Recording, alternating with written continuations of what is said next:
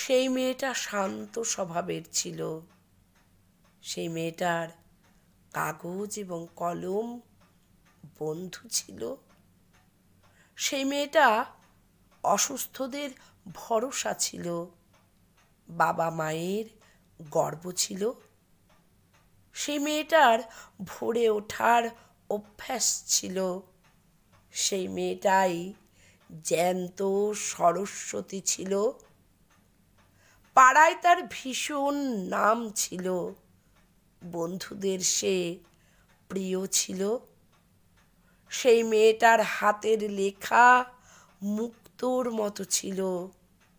সেই মেয়েটা রাতের পর রাত জেগে বইয়ের পাতায় ডুবে থাকত। সেই মেয়েটাই জ্যান্ত সরস্বতী ছিল। সেই মেয়েটা হঠাৎ করে হারিয়ে গেল। ভোরকে ভালোবাসা মেয়ে রাতের অন্ধকার গ্রাস করে নিল। মা বাবা, গ্রাম শহর, পাড়া প্রতিবেশী সকলেরই চোখে জল।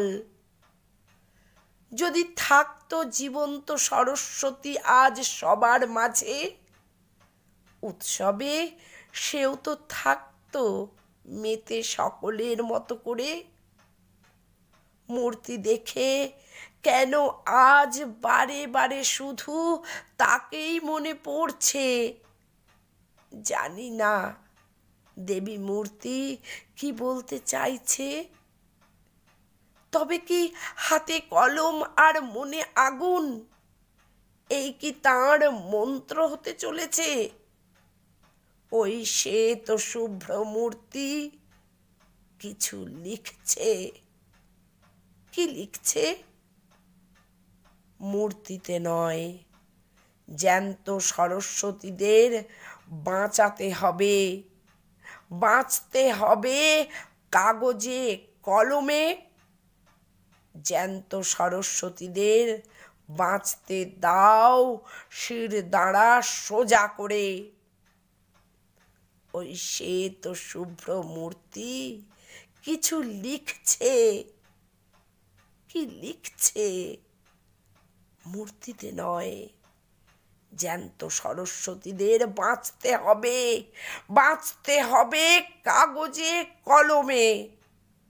জ্যান্ত সরস্বতীদের বাঁচতে দাও শির দাঁড়া সোজা করে। ওং শ্রী শ্রী সরস্বত্যৈ নমো নমঃ।